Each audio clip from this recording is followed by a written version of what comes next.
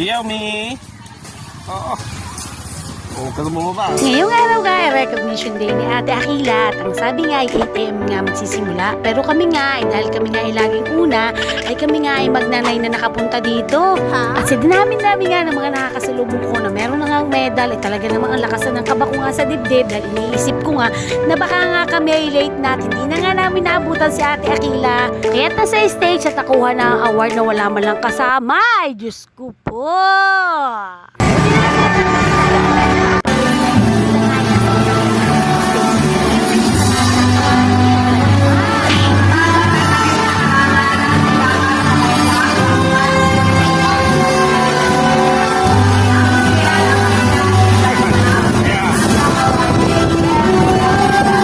Wow! Dini nga yung umakyat ako, nakasama ko nga ang aming bibing maliit. Siyempre, kailangan kasama siya sa pagbibigay ng award sa kanyang ate.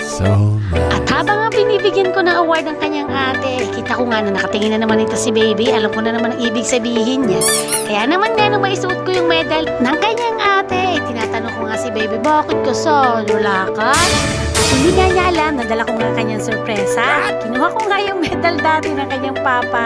At napag-desisyon na namin ni papa na ito na nga muna isasabit namin sa kanya. Kasi alam nga namin na magtatampo siya kapag wala nga din siyang medal. Kaya naman kita nyo dyan ang ngiti, talaga naman.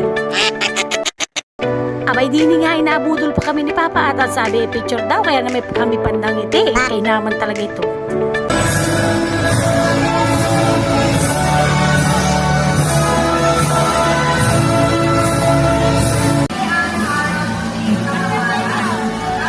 Ba't meron ka?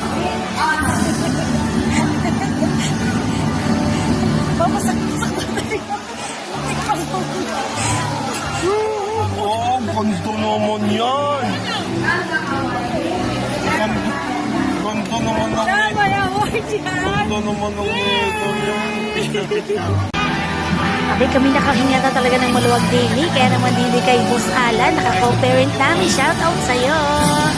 Sa pagkakataon rin naman nga kami nga ay pauwi na. Nang si baby nga ay may napansin nga dito bago kami lumabas ng gate dito sa Tarpuli.